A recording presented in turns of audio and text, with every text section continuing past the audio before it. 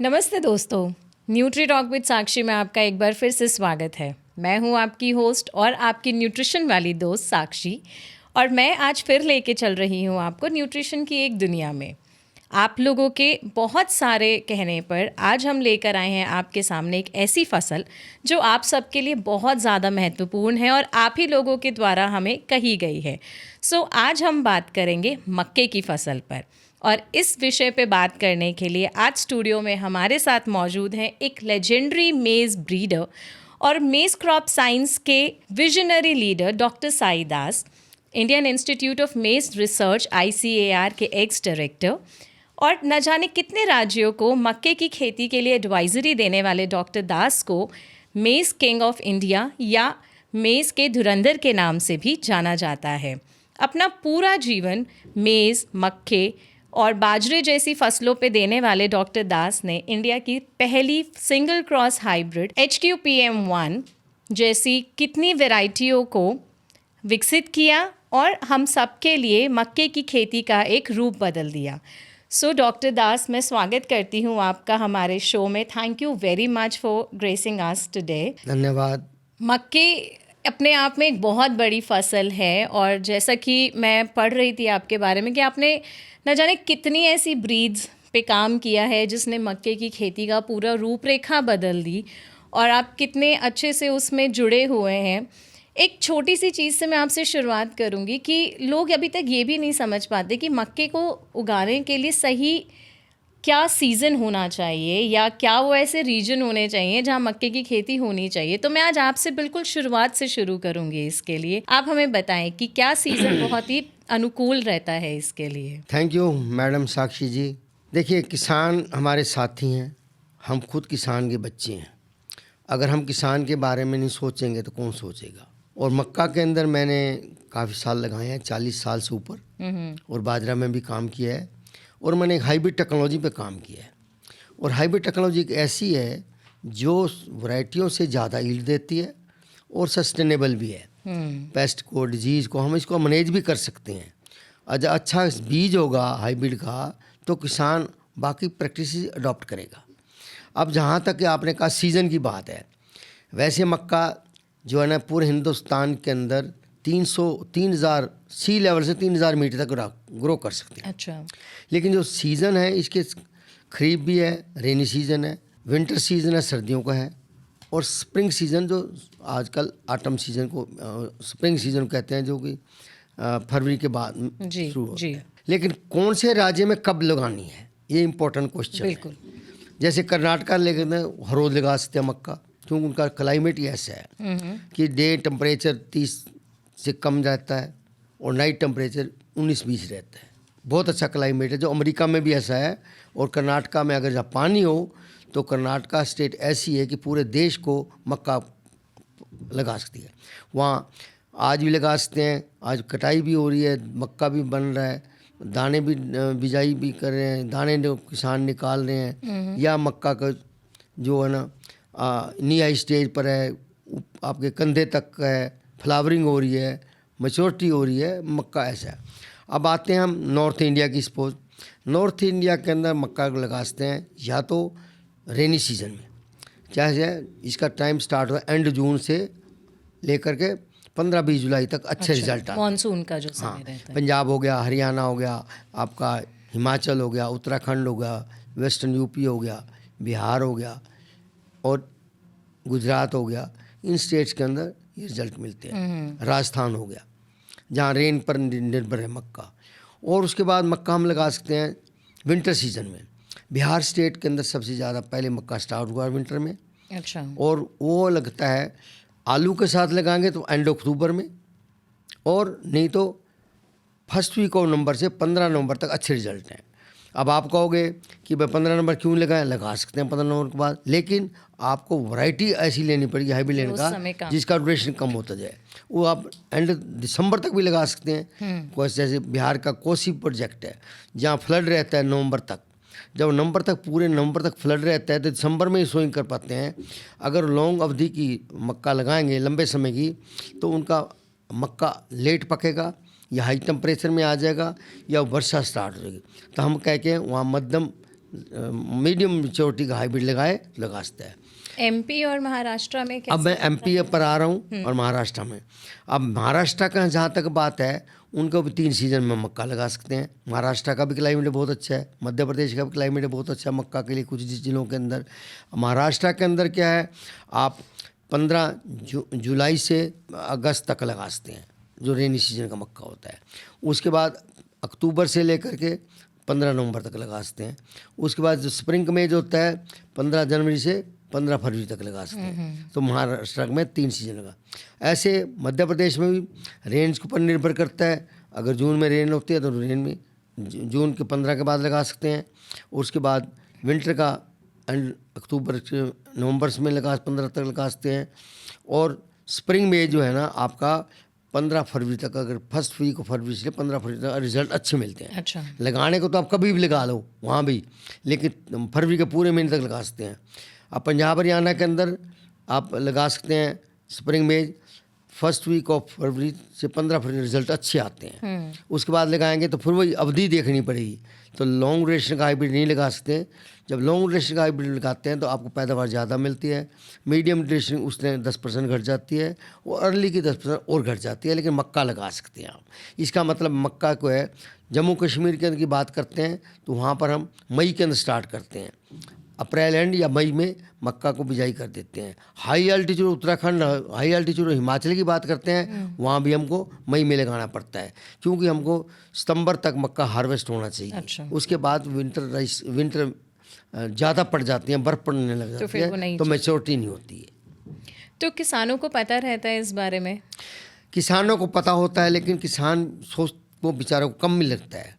किसान को कोई हम एडवाइस ये नहीं करते मक्का तो लगा दिया फरवरी में, लेकिन उसको ये देखना पड़ेगा कि किस अवधि का मक्का लगाना है। क्या ये जानकारी रहती है उन्हें कि किस अवधि का ये मक्का बहुत किसानों को कम जानकारी होती है, क्योंकि वो ये सोचता है। और दूसरा जो उसको सीड बेचना होता है वो भी नहीं कभी एडवाइस करता प्रॉपरली। वो कहता मेरा सीड बिक रहा है, दैट इज़ ऑल। सही बात। तो वो अच्छी बात नहीं है। लेकिन अब किसान को ये एडवाइस इम्पोर्टेंट है कि अगर मक्का को रेनी सीजन में लगा रहा है तो ये हम कह दें भाई जुलाई के बाद मत लगा, नहीं लगाए, ठीक वही वैरायटी जो उस ड्यूरेशन उस तरीके से लगाएगा तो उसकी मक्का ठीक होएगी और अगली फसल को इफेक्ट नहीं होएगा।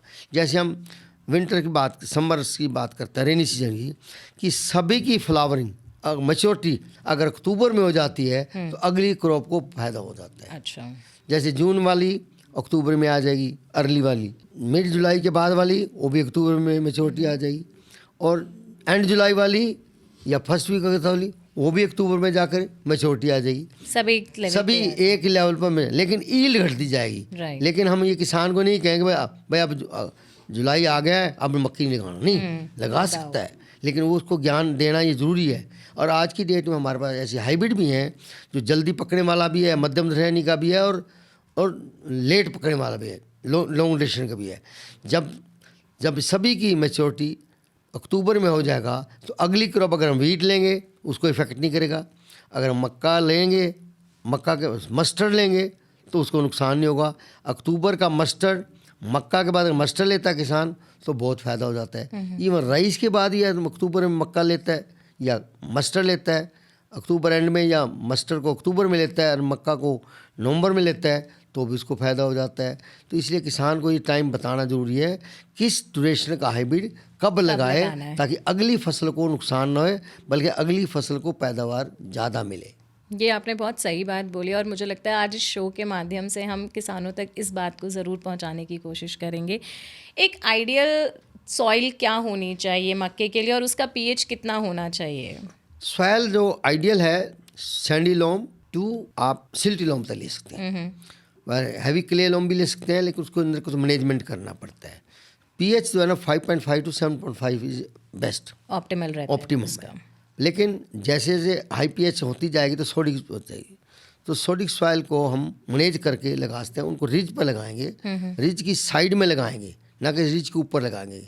कि साल्ट की टेंडेंसी क्या होती है कि साल्ट ऊपर चले जाते हैं और रूट जोन हमारा प्रोटेक्ट हो जाता है। ओके।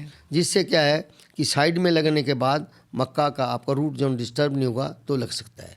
और जो कि वो सॉइल लें जैसे ज़्यादा सिल्टी ना लें, ज़्यादा सैंडी ना लें, जो कि मेज के लिए पुअर सॉइल को मानी जाती हैं। इस सॉइल को लेंगे और सॉइल वो भी ना लें जहाँ पर पानी खड़ा होता है, अच्छा, या लो लाइंग एरिया हो, या ब्रैकिश वाटर हो, या ब्रैकिश सॉइल हो, वो अवॉइड करें तो अच्छा है।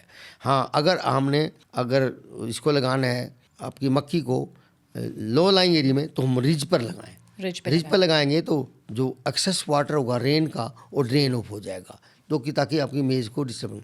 अगर राइस के खेत में लगाना है उन सॉइल के अंदर, उनके अंदर क्या होता है, वो सॉइल हैवी हो जाती हैं पानी और भरता नीचे की जो पानी है वो खड़ा रहता है खेत के अंदर। और उसको लगाने से पहले हम क्या करना है कि हमको एक डीप प्लोइंग करनी है, ताकि नीचे की क्रस्ट टूट जाए। जब वो क्रस्ट टूट जाएगी तो पानी नीचे जाना शुरू हो जाएगा, तो वाटर लॉक कंडीशन क्रिएट नहीं होगी, जिससे मेज की क्रॉप स्टंटेड नहीं होगी, मेज की ग्रोथ ठीक रहेगी और मेज का क्रॉप बढ़ने लग जाएगी। ये काफ़ी प्रैक्टिकल अप्रोच है जो आपने बताई है इस चीज़ को करने के लिए। ये मैडम हम वही बात कर रहे हैं जो हमने की है, हाँ। करके देखा है, कई साल के एक्सपीरियंस के बाद देखा है। और गवर्नमेंट को या फार्मर को भी इस तरीके से हम एडवाइस करते हैं ताकि किसान समझे और किसान की भाषा में बताते हैं, भाई आपके ऊपर का पानी खड़ा है, क्यों खड़ा है, राइस का खेत था, भाई राइस का खेत में खड़ा है तो इसका पानी हम पडलिंग करते हैं। पडलिंग से जो नीचे की सतह है वो कंपैक्शन आ जाता है, कंपैक्शन से वो ब्रेकेज नहीं होती। कैपिलरी जब तक ब्रेक नहीं होगा तो पानी जाना शुरू नहीं होगा, तो पानी खेत में खड़ा है तो मक्का की डिस्टर्ब करेगा वाटर। और उसके बाद कैपिलरी टूटने के बाद एक और फायदा होगा कि आपका वाटर रिचार्जिंग भी स्टार्ट हो जाएगा। जो वाटर रिचार्जिंग नहीं होता वो रिचार्जिंग भी स्टार्ट होगा। मतलब एक स्टेप से कितने सारे फ़ायदे हाँ जी। मिल रहे हैं। किसान वैसे जब सोइंग भी करते हैं तो मुझे नहीं लगता कि हर कोई सॉइल टेस्टिंग कराता है और बस मक्का बो देता है। तो सॉइल टेस्टिंग की क्या इम्पोर्टेंस है, क्या वैल्यू है, ये आप ज़रा हमारे किसान भाइयों को देखिए बताएं। किसान साथियों, सॉइल टेस्ट सबसे इम्पोर्टेंट फैक्टर है कि सॉइल टेस्ट के बेस पर ही हम सही डोज ऑफ फर्टिलाइजर का रिकमेंडेशन दे सकते हैं, ताकि वो ना तो ओवर डोज जाएगा ना अंडर डोज जाएगा, और जिसमें ना अननेसेसरी न्यूट्रिएंट जाएंगे। अगर हमारी सॉइल रिच है नाइट्रोजन, तो हम नाइट्रोजन की डोज घटा देंगे। फास्फोरस रिच है तो हम फास्फोरस की डोज घटा देंगे। पोटाशियम की रिच है, जिंक की रिच है तो हम वो डोज घटा देंगे या उसको कम कर देंगे या अवॉइड कर देंगे कुछ माइक्रोन्यूट्रिएंट को। अननेसेसरी माइक्रोन्यूट्रिएंट को ऐड कर रहे हैं, अगर हमारी सॉइल रिच है माइक्रोन्यूट्रिएंट में या सेकेंडरी माइक्रोन्यूट्रिएंट में, तो हम क्यों ऐड करें सॉइल के सही अंदर। बात है। बेस्ट तो ये है कि सॉइल टेस्ट करें उसके बेस पर। दूसरा, सॉइल टेस्ट के बेस के ऊपर हम yield potential of the hybrid की बात करते हैं। हाइब्रिड का ईल्ड पोटेंशियल ज़्यादा है तो हम न्यूट्रिएंट रिक्वायरमेंट उसकी बढ़ जाती है। अच्छा, अब किसान क्या करते हैं, उसी हाइब्रिड को उसी लेवल पर दे देते हैं, और जो एक बहुत बड़ी गलत बात है, जिससे हाइब्रिड का ईल्ड पोटेंशियल वर्कआउट नहीं होता। नहीं, वो क्या करता है, वो सॉइल से न्यूट्रिएंट लेना शुरू कर देता है। तभी हम कहते हैं कि मक्की जो है ना और हाइब्रिड है ना, हैवी फीडर हैं। हैवी फीडर तो अपने आप होंगे, जब उसको रिक्वायरमेंट 2 रोटी की आपको है, आपको 1 मिली, तो आप या तो पड़ोसी की रोटी लेंगे सही या सही भूखे बात। रहेंगे। तो या तो सॉइल बिकम हंग्री और सॉइल बिकम अननेसेसरी रिच, जी रिक्वायरमेंट नहीं है। अगर ओवर दे रहे हैं। ओवर डोज और over under dose both are not required, और बैलेंस न्यूट्रिएंट के लिए soil test is very important. आपने सर अपनी पूरी लाइफ मेज़ की सीड्स की ब्रीडिंग और इनकी हाइब्रिड्स इन सब पे निकाला है, तो हम जानना चाहते हैं आपके एक्सपीरियंस से कि क्या है एक अच्छा हाइब्रिड या सीड का सिलेक्शन जब आप कर रहे हैं वो क्या अच्छा होता है, क्या देखना चाहिए उसमें, कैसे करें उसे। देखिए मैडम, सबसे पहली बात तो है कि जब 2006 से पहले मैं जब डायरेक्टर में ज्वाइन किया नहीं था, तो मैं उससे पहले हाइब्रिड पे ही काम करता था, और मैंने हाइब्रिड पर डिमॉन्स्ट्रेशन फार्मर को भी दिए थे। देखो ये हाइब्रिड है, ये डबल क्रॉस है, ये सिंगल क्रॉस है, ये कंपोजिट वैरायटी है, हमारी लैंड रेस है, इनमें ईल्ड का देखो डिफरेंस क्या है, आप देख लो। पहले खुद देखो, do it, see it and believe it. Right. पहले करो, देखो और फिर विश्वास करो, फिर रिपीट करो। कोई भी टेक्नोलॉजी रिपीट तब तक नहीं होगी जब तक उसके रिजल्ट अच्छे नहीं सही बात होंगे, जब तक किसान खुद नहीं किया। तो हमने सिंगल क्रॉस हाइब्रिड को प्रमोट किया पूरे कंट्री के अंदर, पूरे सेंटरों को रिसर्च के लिए भी प्रमोट किया, और प्राइवेट सेक्टर जो हमारा डबल क्रॉस या 3 वे क्रॉस कंपोजिट देता था उनको भी हमने जो है ना फोर्स किया कि आप टेस्ट करते हैं सिंगल क्रॉस हाइब्रिड, किसानों को होते हैं डबल क्रॉस हाइब्रिड, ये अच्छी बात नहीं है। तो इसलिए आपको स्विच करना होगा। किसान को फ़ायदा पहुंचाने के लिए हमें किसान के लिए अच्छी क्वालिटी के हाइब्रिड बनाने पड़ेंगे, और सीड के अंदर कंटेमिनेशन नहीं चाहिए, और सिंगल क्रॉस हाइब्रिड की हमने पहचान बताई। अच्छा। अब कैसे होगा, अब किसान गया, उसको कहो तुम पहले तो कहो कि सिंगल क्रॉस हाइब्रिड चाहिए, वो थैली पे लिखा होना चाहिए सिंगल क्रॉस हाइब्रिड। दूसरा का दाना निकाल के घर लेके जाओ थैली, अगर दाना छोटा होगा, छोटा दाना होगा तो सिंगल क्रॉस हाइब्रिड है, अच्छा। अगर दाना मोटा होगा तो डबल क्रॉस हाइब्रिड है। दूसरी पहचान उसको बताइए, आप खेत में जब लगाओगे तो यूनिफॉर्म आपकी ग्रोथ होगी। तीसरी बात है फास्ट जर्मिनेशन होगी सिंगल क्रॉस हाइब्रिड की। चौथी बात बताइए, जब प्लांट खड़ा होगा उसके भुट्टे आएंगे तो एक जैसी नोड पर आएंगे, एक समान, बिल्कुल। कोई ये नहीं होगा कोई नीचे कुछ 8वीं नोड पर है, कुछ 10वीं नोड पर है, कुछ 14वीं नोड पर है। तीसरा उनका जो टेसल, जिसको झंडा क्या पता नहीं अपने भाषा में क्या कहते हैं, दूसरी हर एक स्टेट में कोई मांजर कहते हैं, कोई जाम्बर कहते हैं, कोई टेसल कहते हैं, कोई झंडा कहते हैं, इंग्लिश में टेसल बोलते हैं। टेसल का आकार एक जैसा होगा, कोई उसके अंदर एक आकार एक जैसा होगा तो ऐसे लगेगा बिल्कुल यूनिफॉर्म है, तो उसको हम सिंगल क्रॉस हाइब्रिड करेंगे। जो अप डाउन होगा, डिस्को कर रहा होगा, तो डबल क्रॉस या कंपोजिट वैरायटी है। अच्छा। तो आपके सीड की चीटिंग है। तो ये सिलेक्शन ऑफ द फार्मर को बताया गया। एक बार अगर लेके जाएंगे, अगली बार आपको कंपनी को डीलर कहते हैं कि पिछली बार आपने हमको सिंगल क्रॉस हाइब्रिड नहीं दिया था, आपने हमको डबल क्रॉस, क्योंकि उसमें मोटा दाना भी था, पौधे एक जैसे नहीं थे, फिर ग्रेन साइज एक जैसा होगा जब ग्रेन की हार्वेस्टिंग हुई, मैच्योरिटी यूनिफॉर्म होगी। तीसरा मैकेनाइजेशन कल्टीवेशन इसलिए करते हैं, तब कंबाइन हार्वेस्टिंग भी कर सकते हैं। अगर सिंगल क्रॉस हाइब्रिड यूनिफॉर्म होगा तो सिंगल हाइब्रिड का सिलेक्शन का ये तरीका होगा, उसको भी आप जब देखेंगे तो आपको विश्वास होगा। और फिर उसकी सबसे ज़्यादा ईल्ड होती है सिंगल क्रॉस हाइब्रिड की, ये एक एक्सपीरियंस है। तो किसान को पता लगेगा अपने आप ही, अगली बार से वो सिंगल क्रॉस हाइब्रिड लेगा जब उसको ये करेक्टरों का भी पता होगा। जाकर करेक्टर भाई बताया था कि मेरे पिछली बार मैं ले गया था, अगर ऐसा होगा तो अगली बार I will sue in the court, उसको आप कोर्ट में भी स्यू कर सकते हैं और कंज्यूमर कोर्ट में भी जा सकते हैं। तो इसी प्रकार कंपनियां, कोई भी अच्छी कंपनियां चीट नहीं करती और सिंगल क्रॉस हाइब्रिड के नाम से ना किसानों को धोखा देती हैं। आमतौर पे क्या यूज़ करते हैं किसान अब सिंगल तो हाइब्रिड? हिंदुस्तान के अंदर है more than 75% area single cross hybrid, single cross hybrid पे। और कुछ एरिया ऐसे हैं जहाँ सीड नहीं जा पाता, जैसे हाई एल्टीट्यूड ऑफ कश्मीर हो गया, उत्तराखंड हो गया, हिमाचल हो गया, और इंटीरियर ऑफ राजस्थान हो गया, मध्य प्रदेश हो, गुजरात हो गया, जहाँ इंटीरियर बेल्ट्स हैं। हर कंपनी अच्छे प्रोडक्ट, सिंगल क्रॉस हाइब्रिड की थोड़ी ज़्यादा कीमत होती है, ईल्ड भी ज़्यादा होती है। कुछ फार्मर जो उधर के लोग नहीं अफोर्ड कर सकते, जिनको बेचारों को नॉलेज अवेयरनेस नहीं, अब तो हम उधर भी नॉलेज काफ़ी मीटिंग करके ट्रेनिंग करके और उनको बता दिया है कि सिंगल क्रॉस हाइब्रिड लगाएं, ईल्ड भी ज़्यादा होगी और जल्दी पकेंगे। सिक्किम के अंदर हमने डेमोन्स्ट्रेशन किए सिंगल क्रॉस हाइब्रिड के, तो कि जो 20 दिन पहले पक जाते थे as compare to the Sikkim composite variety, और एक उनका भुट्टा का साइज भी ज़्यादा था, ईल्ड भी ज़्यादा थी और जल्दी पक गया था। और जिससे सिक्किम के लोगों को फिर हमने एक बहुत बड़ी ट्रेनिंग ऑर्गेनाइज करी फार्मर के लिए। 4500 फार्मर को सिक्किम का जो स्टेडियम है वहाँ पर किसानों को 2-2 किलो बीज दिया, पहली बार लगाओ, टेस्ट लो, उसके बाद अगली बार ज़्यादा लगाना। तो इस तरीके से किसानों के अंदर उत्साह हुआ। तो अब असम में, मिज़ोरम में, त्रिपुरा में, सब जगह हमने फार्मर को अवेयरनेस प्रोग्राम चलाया सिंगल क्रॉस हाइब्रिड में। और जितने कृषि विज्ञान केंद्र आते हैं, मोर देन 100 कृषि विज्ञान केंद्र को ट्रेनिंग दी, कौन से single cross hybrid seed produce करेंगे, कौन लाइन बनाएंगे, पैदा करेंगे, कौन सीड प्रोडक्शन कराएंगे, कौन सीड को प्रमोट करेंगे। तो तभी इस तरीके से Kashmir to Kanyakumari we organize awareness program for promotion of single cross hybrid. With the result, single cross has come, and India का मेज within 2 years, India turned with the introduction of single cross hybrid importer to exporter. वाह, कितना मतलब कितना बड़ा change है ये कि कहाँ हम यील्ड के लिए स्ट्रगल कर रहे हैं और कहाँ हम अब एक्सपोर्ट के पॉइंट ऑफ व्यू से within 2 years देख रहे हैं इसे। And then area started increasing like anything.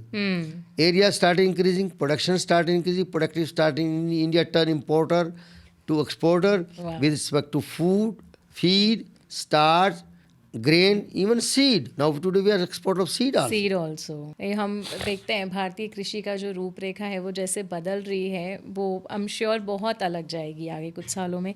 तो हमने सीड देख लिया, अब सीड का कोई ट्रीटमेंट भी करते हैं हम? हाँ मैडम, ऐसा होता है कि कुछ हमारे इनिशियल पेस्ट और डिजीज़ आती है ना, अगर उनको हम ट्रीट कर दें तो सेटबैक नहीं मिलता ओके और प्लांट पॉपुलेशन भी कम नहीं होती। और तीसरा, कुछ ट्रीटमेंट से जर्मिनेशन इन्हांसर का भी काम कर सकते हैं। अच्छा जैसे आपका स्टॉक रोट आ जाती है, बाद में कई बार इलाज नहीं पा होता, या इनिशियल कोई डिजीज़ आती हैं या इंसेक्ट होते हैं, इमिडाक्लोरोपिड या ग्रोचो, इनसे अगर हम करते हैं या फ्रंटल ड्यू से कर देते हैं तो फॉल आर्मीवर्म का इनिशियल जो इनाकुलम अवेलेबल इन सॉइल्स है उसको भी इरेडिकेट कर देता है, जिससे क्या होगा कि आपका इनिशियल क्रॉप को सेटबैक नहीं मिलेगा तो क्रॉप बढ़ती रहेगी।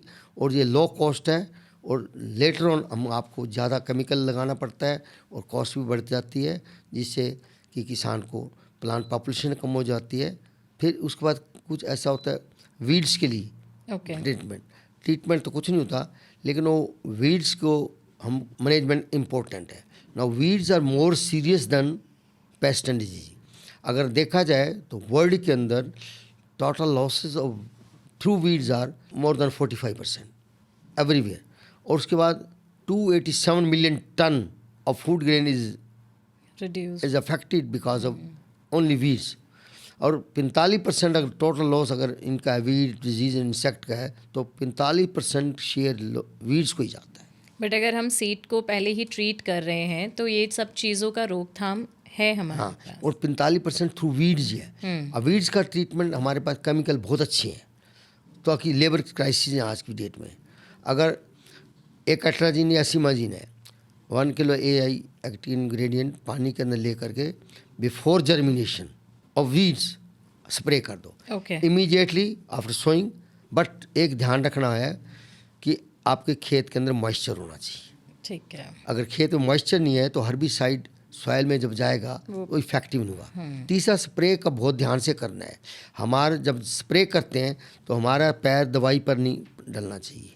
अच्छा अगर हमारा पैर दवाई पर डलेगा तो उस पोर्शन के अंदर आपका वीड्स पैदा होंगे और दवाई इनफेक्टिव होगी और दवाई पैरों को लग जाएगी और इसके बाद दवाई असर नहीं करेगी ज़मीन में। इसलिए वो ध्यान रखना है। तो आज किसान को चलते टाइम तो उसमें पीछे की तरफ आना है। अच्छा। पीछे के मतलब ऐसे दो आगे देखते रीज लेते हैं, ऐसे करता जाए, चलते गए। पीछे हटते जाए, तो ताकि अगली रीज को अगले पैर में कवर करे, ना कि उस पैर में कवर करे। आमतौर पे प्रचलन आगे बढ़ने का और तीसरा, हवा की डायरेक्शन के साथ भी चले। ये नहीं कि दवाई उसके मुंह पर आए, वो भी ध्यान रखे बिल्कुल। ताकि उसको भी अपने आप को बचाना है। इसके बाद वीड एक आता है, दूब आती है, ये ब्रॉड लीव्स में काम आ जाता है। अगर आपके खेत में दूब है, साइप्रस है, वो कहीं से नहीं स्प्रे कंट्रोल होती। एक सेम्परा आता है, बहुत अच्छा केमिकल है सेम्परा, वो धानुका ग्रुप का है और उस दवाई से आप गांठ को जाकर अटैक करता है। नेट होता है, वो नेट को अटैक करने के बाद जो आपका साइप्रस बिल्कुल कंट्रोल हो जाता है, जिससे वो इम्पोर्टेंट है। तीसरा, अगर और के बाद है, अगर मौथा नहीं है तो सेम्परा की जरूरत नहीं है, अंदर से दवाई नहीं खर्च करनी। दूसरे लीव्स होते हैं, लोडिस आता है, एक लोडिस को 25-30 दिन के बाद लोडिस को कर दें, जिससे सेम्परा पे जो 2-3 पत्ती हों आपके इसकी मोथा की, तब करें तो इफेक्टिव होगा। और लेकिन लोडिस करें 20-25 दिन के बाद। पहला स्प्रे अल्ट्राजिन का किया हुआ, आपको ब्रॉड लीव खत्म हो गए और दूसरे कुछ वीड पैदा हुए तो लोडिस के साथ करें। और लोडिस को एक पुड़िया आती है, 1 एकड़ की बनी होती है, उसको करें तो your field is free from weeds, आपका खेत क्लीन है। अब वीड्स क्या है? Weeds are more serious than pest and disease. Some of the weeds they are host of the pest and disease भी होते हैं। तीसरा, weeds line share of nutrient लेते हैं और मॉइस्चर भी लेते हैं। वीड्स फोटोसिंथेसिस भी को इफेक्ट करते हैं, लाइट और रोशनी को भी लेते हैं, जिससे प्लांट की ग्रोथ को भी रोकते हैं, रूट डेवलपमेंट को भी रोकते हैं। तो वीड्स इसलिए कहते हैं कि ज़्यादा सीरियस है पेस्ट डिजीज को, क्यों वीड्स ऑलरेडी अवेलेबल तक और मेज को अभी जर्मिनेट होना है, तो इसलिए nip the evil in the bud. And जब हम सीड अब सोइंग कर रहे हैं तो एक टेक्निकली क्या होता है, राइट सीड रेट कितना होना चाहिए और स्पेसिंग कितनी होनी चाहिए लाइंस के बीच में, क्योंकि ये एक बहुत इंपॉर्टेंट फैक्टर है अगर हमें सही तरीके से सोइंग करनी है। मैडम, ये तो बहुत अच्छा क्वेश्चन है कि कई बार किसानों को रहता है कि ज़्यादा बीज डालने से हमारी पैदावार ज़्यादा होगी या ज़्यादा पौधे डालने से हमारे खेत की ऊपर बढ़ जाएगी। हाँ, तो ये एक बहुत रॉन्ग कंसेप्ट है। अब इससे क्या करते हैं, हम अपना नुकसान करते हैं, कॉस्ट ऑफ कल्टीवेशन भी बढ़ाते हैं, साथ में यील्ड भी घटाते हैं, न्यूट्रिएंट कॉस्ट भी बढ़ती है, न्यूट्रिएंट और आपका सीड की कॉस्ट भी बढ़ जाती है, लेबर भी ज़्यादा बढ़ जाते हैं जिनको मैनुअल करनी होती है। सीड जो है by and large some of the good company, जैसे पाइनियर ने क्या किया था, 33,000 पौधे काउंटेड एक बैग में डालने शुरू किए थे। और डिस्टेंस हम रखते हैं 60 centimetre between the two rows और 20 से 25 centimetre between the two plants. अब 20 से 25 सेंटीमीटर टू द प्लांट इसलिए रखते हैं कि मेज को डिफरेंट टाइप्स हैं, बेबी कॉर्न है, स्वीट कॉर्न है, पॉप कॉर्न है, फील्ड कॉर्न है, इवन फोडर है। अलग अलग के लिए प्लांट टू प्लांट डिस्टेंस अलग अलग है, ठीक है, और रोड टू रोड डिस्टेंस भी अलग है। जैसे मैं बात करता हूँ फील्ड कॉर्न की, जो ज़्यादा एरिया में हिंदुस्तान में लगता है। अब फील्ड कॉर्न में हम 60 × 20 लगाएंगे विंटर सीजन में। माइल्ड क्लाइमेट होता है तो ज़्यादा पॉपुलेशन तो होएगी, तो ज़्यादा सफोकेशन क्रिएट नहीं होगा और पौधा स्लोली ग्रो होता है। अगर हम समर की बात करते हैं, रेनी सीजन की, तो उस टाइम टेम्परेचर हाई होता है तो ग्रोथ एकदम फास्ट हो जाती है, तो उस टाइम हम 25 सेंटीमीटर रखते हैं। अच्छा, रोड 60 रहेगा। और उसके बाद हम स्प्रिंग की बात करते हैं, उसके अंदर हम रखते हैं 22 सेंटीमीटर की। तो टेम्परेचर एकदम फरवरी के महीने में कुछ बढ़ना शुरू जल्दी हो जाता है, तो इसलिए हम वो रखते हैं। इस तरीके से इन नटशेल 26-27 हज़ार से लेकर 30,000 तक पौधे खेत में हों प्रति एकड़ में फील्ड कॉर्न के लिए। प्लांट टू प्लांट डिस्टेंस घटाना है एज पर द सीजन, ठीक है, and road to road distance same रखना है। ठीक है, स्प्रिंग में 22, विंटर में 20 एंड खरीफ में 25। तो इसलिए प्लांट पॉपुलेशन थोड़ी सी कम होती जाएगी खरीफ में, स्प्रिंग में, और उसको ज़्यादा हो जाएगी फिर विंटर में और ज़्यादा हो जाएगी। क्यों कि उस टाइम हम न्यूट्रिएंट भी ज़्यादा देते हैं, ज़्यादा पौधे हैं तो देना पड़ेगा। अब विंटर के अंदर हम अगर 150 किलो देते हैं, खरीफ में 150 किलो देते हैं, तो विंटर में हमको 200 किलो तक देना पड़ेगा, और स्प्रिंग में 180 तक देना पड़ेगा। सीजन के हिसाब से डोज भी चेंज हो। Yes, with the increase plant population nutrition requirement भी बढ़ जाएगी। पोटाशियम 40 75 तक कर देते हैं, depending upon the soil test also है। 7 से 8 किलोग्राम सीड पर एकड़ सफिशेंट है। ओके, फील्ड कॉर्न का 10 से 12 किलो बेबी कॉर्न का, 2.5 से 3 किलोग्राम स्वीट कॉर्न का। Plant to plant spacing, sweet corn में कई बार हम 25 से 28 सेंटीमीटर भी रख देते हैं। जितना डिस्टेंस बढ़ेगा तो भुट्टे का साइज बढ़ जाएगा, स्वीट कॉर्न के लिए इम्पोर्टेंट है। ओके, जो साइज आज की डेट में साइज बढ़ेगा, कर्नल भी बोल्ड हो जाएगा, और उसकी पीलिंग में भी आसान हो जाएगी, और उसकी डिमांड के साथ भी मार्केट में बड़ा भुट्टा होगा, वेट भी बढ़ जाता है, कटाई में भी टाइम प्रॉब्लम नहीं आती, और उसका चारा भी फिर अच्छा बिक जाता है, खाने वालों को भी बहुत अच्छा लगता है। मोटा दाना, पीलिंग आसानी हो जाती है ना, मोटा दाना होता है। राइट। इसमें न्यूट्रिएंट मैनेजमेंट की बात करते हैं, क्योंकि मक्के में न्यूट्रिशन एक बहुत बड़ा अहम रोल अदा करता है। तो हम शुरू करते हैं FYM ऑर्गेनिक से कि कैसे हम कितना हमें देना चाहिए, ताकि हमारे किसानों को ये पता हो कि what is the right dose. शुरू से एंड तक हम अगर लेके चलते हैं इसे इंटीग्रेटेड न्यूट्रिएंट मैनेजमेंट के पर्सपेक्टिव पे। ये एक बहुत बड़ा इशू है मैडम, कि हमारा कोई भी किसान proper nutrient, proper time, proper growth stage पर नहीं देता। आपने बात की फार्म यार्ड मैन्योर से।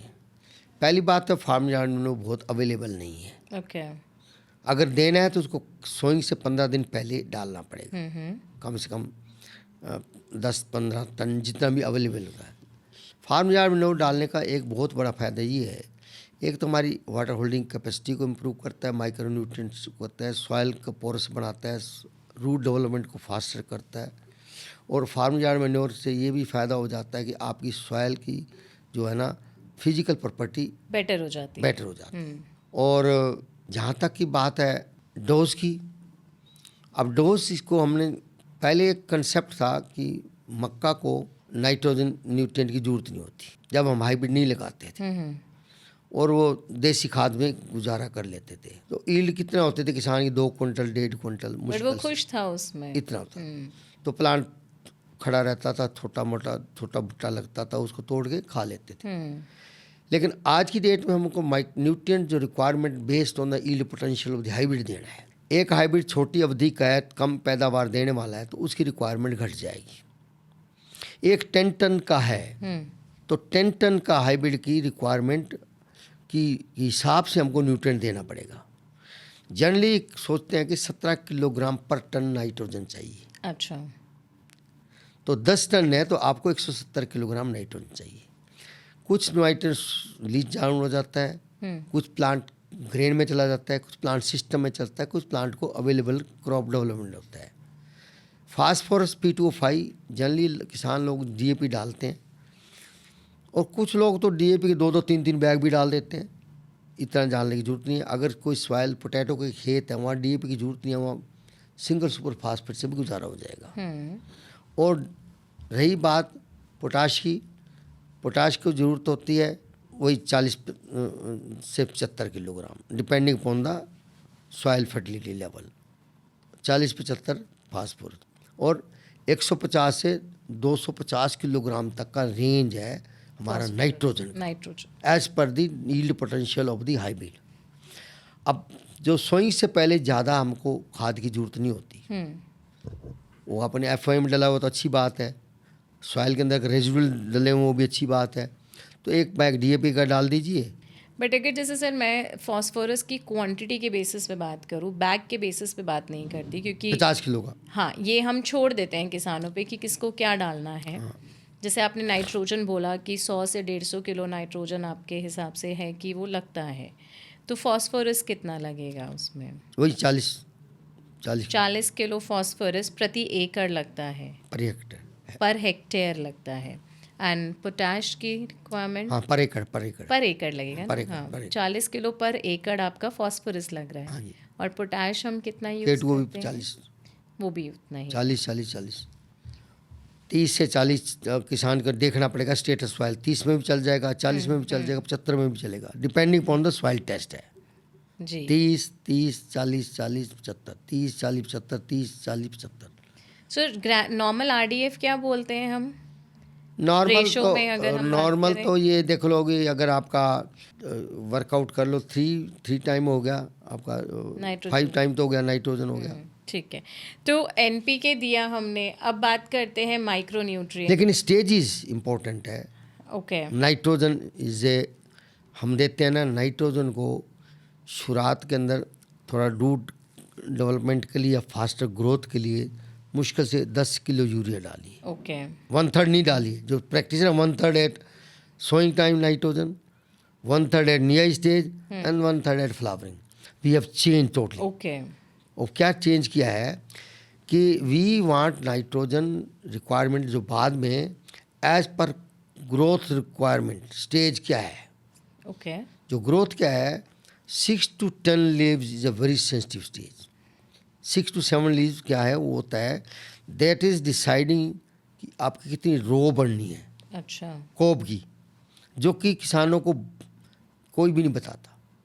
इस टाइम तक हमारी इतनी रो बढ़नी है, वही कहीं पता रो कम है भुट्टे की, तो रो एक इन्वायरमेंटल फैक्टर हो गया, रो लेंथ भी इन्वायरमेंटल फैक्टर हो गया बिकॉज ऑफ न्यूट्रिएंट डेफिशिएंसी। तो अब रो को डालने के लिए उसका मैक्सिमम रिक्वायरमेंट 2 स्टेज होती हैं। एक तो होती है eight the time of 6 to 8 leave stage, और एक होती है flowering stage.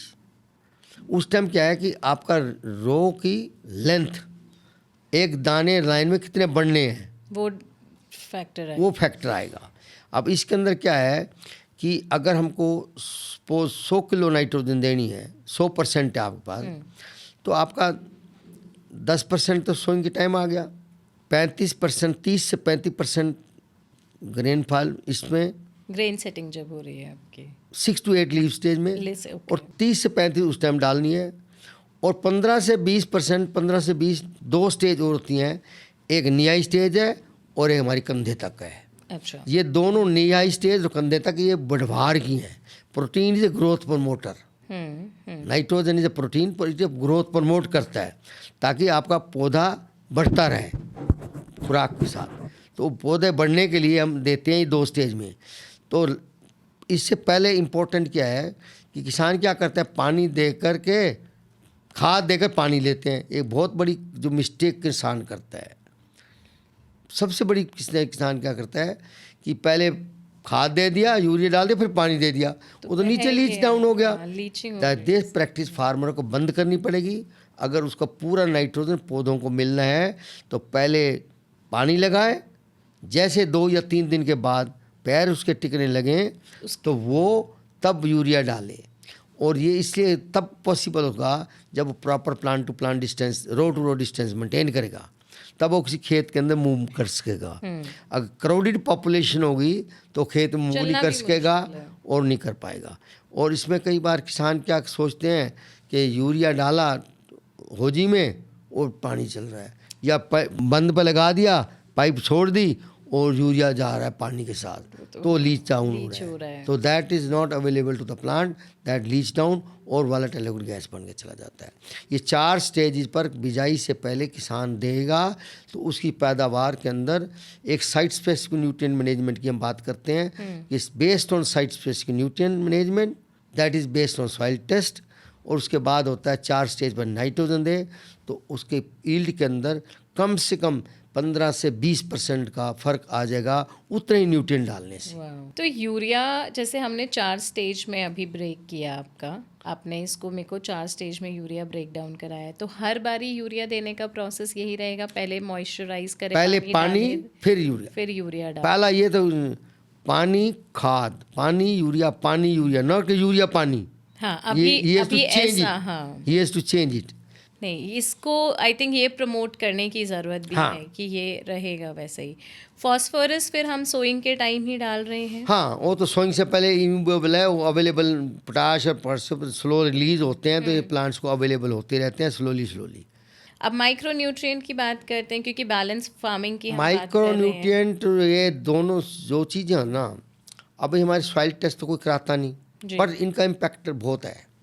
The overall impact of the uptake the nutrient of the other major component also. Secondly, some of them are managing disease and pest also. Okay. तीसरा, they are helping the root development, shining grain में भी काम आते हैं। चौथा ये है कि they improve the quality of the product, total quality को भी improve करते हैं, जिससे क्या होता है कि हमारा प्लांट की क्वालिटी भी बढ़ती है और ईल्ड नेचुरली जब अपटेक न्यूट्रिएंट बढ़ जाता है तो ईल्ड भी इम्पैक्ट करता है। तो माइक्रोन्यूट्रिएंट का इम्पोर्टेंट रोल है। और कुछ सॉइल डेफिशिएंट भी हैं, जैसे सल्फर में कई बार हो जाती हैं जहाँ पर वाटर स्टेगनेशन की प्रॉब्लम आती है। DAP जहाँ हम सिंगल सुपरफास्फेट साथ में सिंगल सुपरफास्फेट डाल लें। और जिंक सल्फेट इम्पोर्टेंट है, जो मैंने नहीं बताया वो इम्पोर्टेंट है। जिंक सल्फेट इज़ मस्ट, नहीं तो उसे येलोइंग होती है, वीकनेस हो जाती है और प्लांट की स्टंटेड ग्रोथ भी हो जाती है। माइक्रोन्यूट्रिएंट स्टंटेड ग्रोथ से भी अवॉइड करते हैं, they also effect the growth of the plant also. तो ये जो NPK जिंक सल्फेट तो असेंशियल है माइक्रोन्यूट्रिएंट के अंदर। आपका आयरन जो है वो भी कई बार कई सॉइल डेफिशिएंट ड्राउट में खास करके आयरन रिफ्लेक्शन आता है तो कलरोसिस हो जाती है, वाइटनेस आ जाती है, वो फोटोसिंथेसिस को भी इफेक्ट करते हैं। Micronutrient help in photosynthesis activity also, they are important. So अगर सर नटशेल में माइक्रो न्यूट्रिएंट कुछ ऐसे वो चुनिंदा न्यूट्रिएंट्स की बात करें जो मक्के के लिए बहुत ही फेवरेबल हैं, वो क्या होने चाहिए? देखिए जी, एक तो आपका बोरॉन है, सल्फर है, आयरन भी कई बार यूज़ हो सकता है जहाँ पर स्ट्रेस का इशू आता है, जिंक है, मैग्नीशियम है। कुछ तो सिंगल सुपरफास्फेट हम डालते हैं तो दे मेक दी अवेलेबिलिटी कर देते हैं, तो इनकी रिक्वायरमेंट तो है, but how much dose is required वो निर्भर करता है आपकी सॉइल के ऊपर, टेस्ट पर। राइट। अगर सॉइल टेस्ट का पता हो तो हम उनको बताएंगे, अदरवाइज हम अगर ये बोलें ये ऐड करो, ये it will increase cost, add cost to the farmer cultivation. हाँ, पता ही नहीं डेफिशिएंट है या नहीं, लेकिन इनकी ज़रूरत है। अगर प्लांट को अगर मिलते हैं, अवेलेबल हैं तो अच्छी बात है, नहीं है तो फार्म को ऐड करना चाहिए ताकि उसकी प्रोडक्ट की क्वालिटी भी इम्प्रूव हो जाएगी और फूड चेन में भी जाएंगे। सपोज अगर जिंक की कमी है जिंक तो मस्ट है, डालना ही डालना है। अगर सल्फ़र या मोलिब्डेनम या मैग्नीशियम कमी है तो हमारे लिए को भी, जैसे प्लांट्स को चाहिए, ये आदमियों को भी चाहिए, उनकी भी हेल्थ के लिए रिक्वायरमेंट है। तो ये प्लांट की ग्रोथ को भी इम्प्रूव करते हैं, क्वालिटी को भी इम्प्रूव करते हैं, और दूसरे न्यूट्रिएंट की अवेलेबिलिटी को भी एफिशिएंसी को इम्प्रूव करते हैं। कितनी क्वांटिटी लगती होगी अगर एक अंदाज़ा? जैसे 4 किलो के करीब हम डालते हैं, फेरस सल्फेट डाल देते हैं, 1 किलो बोरोन डाल देते हैं। आप फेरस सल्फेट वगैरह का स्प्रे भी कर सकते हैं, और जिंक और यूरिया का भी स्प्रे कर सकते हैं। Okay. 1% urea depending crop growth, 1% urea, 1% zinc sulphate. Growth अगर थोड़ी सी रुकी हुई है तो it can improve it's growth. तो अगर मेरे को अपने किसानों को एक बहुत सरल भाषा में बताना हो कि कितना N, कितना P, कितना K क्या डालना चाहिए, तो वो एक बार अगर आप हमारे किसान साथियों के लिए अगर summarize हमारा जो वहाँ 150 किलो डाले और 30 से 35 किलो डाल दे अपना पोटाश डाल दे, और 30 से 35 फास्फोरस डाल दे। ओके। अगर डीएपी डालता है तो फिर फास्फोरस की जरूरत नहीं है, तो पोटाश ले। और 6 किलो जिंक सल्फेट आजकल 33% आ रहा है, वो डालना है। और विंटर सीजन के अंदर प्लांट पॉपुलेशन ज़्यादा होती है तो 200 किलोग्राम तक नाइट्रोजन जा सकता है। अच्छा। तो वहाँ पर पोटाश की रेशो भी प्रोपोर्शनली बढ़ा दे और फास्फोरस की बढ़ा दे। और स्प्रिंग में आता है उसकी फिर प्लांट पॉपुलेशन विंटर से थोड़ी सी कम होती है, तो वहाँ 180 किलोग्राम तक जा सकता है। और पोटाशियम और फास्फोरस ऑलमोस्ट सेम भी रख लें तो चल जाएगा, क्योंकि इसमें पौधे भी ज़्यादा होते हैं। और तीसरा, ये सिंगल क्रॉस हाइब्रिड की बात करते हैं, अगर किसान भाई पूरा डोज डालेंगे, सही ग्रोथ स्टेज पर डालेंगे, तो प्लांट की हर ग्रोथ को उसके हिसाब से मिलेगा, उसके भुट्टे की लाइन की पूरी बनेगी और रो लेंथ भी पूरी होगी। नाइट्रोजन एक बहुत इम्पोर्टेंट फैक्टर है बाद में बिजाई के बाद, क्योंकि उसके अंदर जो फ्लावरिंग के टाइम अगर नहीं देते तो ऊपर का आपने कई बार देखा हो कि आपका इतना 2 से 4 सेंटीमीटर भुट्टा खाली रहता है। क्यों रहता है? जब नाइट्रोजन आपने टाइम पर नहीं दिया, प्रॉपर ग्रोथ स्टेज पर नहीं दिया। आपके बूट स्टेज थी तो पानी दे दिया, यूरिया डाल दिया और पानी दे दिया। और जब सिल्क निकलने का जो टाइम था, एक सिल्क और टेसल एंथेसिस का कम से कम 3 से 4 दिन का डिफरेंस होता है। अच्छा। ये 3-4 डिफरेंस होता है। और आपने पानी दे दिया, अब टेसल आ गया, 4-5 दिन के बाद टेसल जब निकलता है तो एंथर स्टार्ट होती है, एंथेसिस स्टार्ट होती है। और इस तरीके से जो खाद या तो नीचे चला गया या पूरा मिलानी। किसान क्या करे, वो क्रिटिकल स्टेज ये है, पानी देगा तो झंडे सब बाहर निकल आएंगे। जब झंडे सब बाहर निकल आए तब यूरिया दे, तब उनका, क्योंकि यूरिया के जो नाइट्रोजन है मैक्सिमम 15 दिन तक अवेलेबल होता है प्लांट्स को, उसके बाद उसका महत्व ख़त्म हो जाता है, वो उसका असर ख़त्म हो जाता है। तो आप 15 दिन के गैप के अंदर आप ऐसा देखें कि आपका पूरे सिल्क स्टेज निकल आए, पूरी सिल्क बाहर आ जाए। अगर सिल्क नाइट्रोजन अवेलेबल नहीं होगी प्लांट्स को, तो जो ऊपर के सिल्क हैं वो अंदर ही घूमते रहेंगे, क्रॉलिंग होती रहेगी, वो बाहर नहीं निकल पाएंगे। जब वो बाहर नहीं निकलेंगे तो उनको पॉलिनेशन नहीं हो पाएगा उनका, और ऑयल जो है ना पोलन को कैप्चर नहीं करेगा, पॉलिनेशन नहीं होगा, फर्टिलाइजेशन नहीं होगा। आपका हिस्सा 2 या 3 सेंटीमीटर 4 सेंटीमीटर नंगा रह जाएगा। सपोज आपकी 16 रो हैं, 16 रो का 2 सेंटीमीटर एक दाना बनता है, 2 दाने पड़ते हैं, तो 2 सेंटीमीटर का आपको 64 दाने का लॉस है। लॉस तो है। अगर 600 दाने भुट्टे में पड़ते हैं तो 10% नेट लॉस है। अगर सभी भुट्टों को देखेंगे तो वैसे लगता कुछ नहीं है भाई, छोटा ही तो नंगा है, अगर सभी भुट्टों में है ओवरऑल 10% ई लॉस सिर्फ इसी कारण जाता है, अगर प्रॉपरली नाइट्रोजन प्रॉपर स्टेज पर नहीं दिया। मतलब अब हमें ये समझ में आता है कि वी एज अ कंज्यूमर जब कभी भुट्टा खाएं या देखें और हमें पता है कि वो खाली है ऊपर से, तो मतलब उसमें यूरिया की कमी है बहुत। तो नहीं, यूरिया कमी 3 कारण है भुट्टे नंगे। पहला है ड्राउट स्ट्रेस, न्यूट्रिएंट स्ट्रेस, और तीसरा है मॉइस्चर स्ट्रेस। मॉइस्चर हो गया, pollen stress, nutrient stress and moisture stress, 3 reason है। अब आपने पानी दे रहे हैं, मॉइस्चर स्ट्रेस वर्कआउट हो गया। राइट। आप ड्राउट नहीं हुआ, टेस्ला आ गया, पानी दिया यूरिया उसको टेस्ला को मिला। अब एक कॉमन थर्ड फैक्टर क्या है, क्या नाइट्रोजन स्ट्रेस। 3 कारण से नंगा रहता है, तो ये फैक्टर जब आप नॉर्मल कंडीशन में क्रॉप लगा रहे हैं, प्रॉपर मैनेजमेंट कंडीशन में लगा रहे हैं, तो that is the only nitrogen stress. मेरा एक्चुअली अगला सवाल ही यही था कि क्रॉप का साइज़, लेंथ, ग्रेन, ये सब के लिए न्यूट्रिएंट कितने महत्वपूर्ण रोल निभाते हैं, बट मुझे लगता है आपने उसका आंसर बहुत खूबसूरती से अपनी बातों में दे दिया। लोगों का ना मानना है कि जो मक्का है हैवी फीडर है, जैसे आपने शुरू में बोला, तो ये मिथ है। आपकी बातों से समझ में आता है कि ये एक बहुत बड़ा मिथ है, तो इसके बारे में आप क्या कहना चाहेंगे कि ये कैसे धारणा लोगों के मन से हटाई जाए? ये एक पुराने ज़माने के हमारे साइंटिस्ट भी कहते थे, डिपार्टमेंट एग्रीकल्चर लोग भी कहते थे, मक्की जो है ना हैवी फीडर है। क्योंकि जब हम मक्की लगाते थे तो उसमें कुछ डालते ही नहीं थे हम। जब कुछ नहीं डालते थे, ग्रीन फोडर तक तो ठीक है, जब उसको भुट्टा बनना है मक्की का तो उसको न्यूट्रिएंट चाहिए। न्यूट्रिएंट कहाँ से लेगा? वो ज़मीन से लेगा, या तो आप ऐड करो, जब आपने ऐड नहीं किया तो ज़मीन से लेगा, तो अपनी कमी पूरी। तो जो इसका मतलब है ज़मीन को डिप्लीट किया उसने, जो भी फास्फोरस, नाइट्रोजन, पोटाश, जिंक जो भी लिया वो ज़मीन से लिया। तो इसलिए कह देते हैं ऐड नहीं करोगे तो हैवी फीडर की बात करोगे। अब हमारे पास हाइब्रिड आ गया, हाई यील्ड पोटेंशियल के आ गए। जब हाई यील्ड पोटेंशियल का है तो आपने प्रोपोर्शनेटली ही एज यील्ड पोटेंशियल के हिसाब से न्यूट्रिएंट देना है, नहीं तो फिर आपकी बात आएगी तो मक्का हैवी फीडर है। तो जब तक हम, ताकि जितना प्लांट्स को दिया उसे सॉइल से कुछ नहीं लिया, जो हमने दिया प्लांट ने लिया, तो आपका सॉइल का फर्टिलिटी स्टेटस मेंटेन है। नहीं देंगे तो ये हैवी फीडर रहेगा। लेकिन अब किसान हमारे समझते हैं, बल्कि ओवरडोज दे रहे हैं। ये तो अब पुराने ज़माने की हैवी फीडर की थी, अब ये नहीं रहा। हैवी फीडर का क्वेश्चन ही खत्म हो गया है। हमने उनको भाषा में ऐसी में समझाया, किसानों को भी, ब्यूरोक्रेट्स भी, भाई अगर आपके पास रोटी नहीं है तो आप कहाँ से खाएंगे रोटी?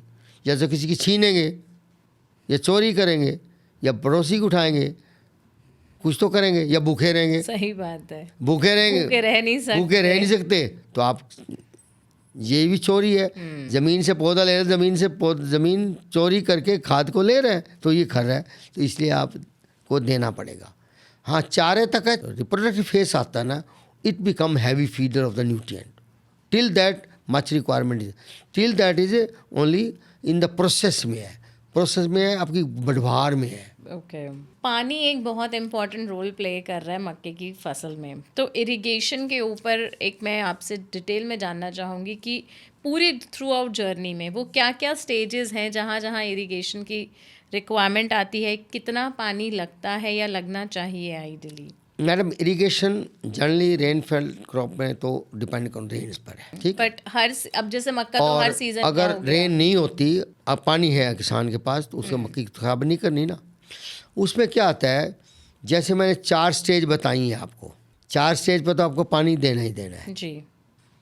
ये क्रिटिकल स्टेज है, न्यूट्रिएंट की क्रिटिकल है, वाटर की भी क्रिटिकल है। ये तो 4 पक्की होगी। एक पानी आपने पहले बिजाई से दिया या बिजाई के बाद दिया, एक पानी वो हो गया।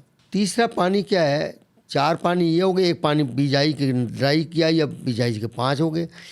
2 पानी कम से कम, डिपेंड करता है सीजन के ऊपर, 1 से 2 पानी ग्रेन फिलिंग के लिए, ग्रेन फिलिंग के समय। ओके, पॉलिनेशन पर तो आपने खाद दिया, पानी दे दिया ना, वो आ गया पानी, वो क्रिटिकल स्टेज थी। 6 to 8 लीव क्रिटिकल स्टेज थी, न्यूट्रिएंट नियाई वाली क्रिटिकल स्टेज थी। क्यों? खाद दिया है हमने, पानी दे तो खाद देना पड़ेगा। कंधे तक आने तक भी खाद दिया है, देना है तो पानी की ज़रूरत है। चल नहीं भी दे तो मैनेज कर लेगा क्रॉप, यहाँ तक भी मैनेज कर लेगा, यहाँ तक मैनेज कर लेगा, लेकिन ग्रोथ रुक जाएगी। न्यूट्रिएंट पानी नहीं देंगे तो ग्रोथ रुक जाएगी। उसके बाद भुट्टे का साइज़ भी कम हो जाएगा, छोटा हो जाएगा आपका। अब ग्रेन फिलिंग कितना टाइम लगता है? जनरली पोलिनेशन के बाद हमारा 30 दिन लगते हैं मैच्योरिटी तक, डिपेंड करता है सीजन में। 30 से 35, 40 दिन भी लग जाते हैं अगर माइल्ड क्लाइमेट है तो 30-35 दिन के अंदर आपको कम से कम 2 या 3 पानी चाहिए, ताकि आपका ग्रेन का साइज ठीक रहे। नहीं तो ग्रेन शिवर्ड हो जाएगा। जब ग्रेन शिवर्ड हो जाएगा तो टेस्ट वेट घट जाएगा। जब टेस्ट वेट घट जाएगा तो ईल्ड घट जाएगी।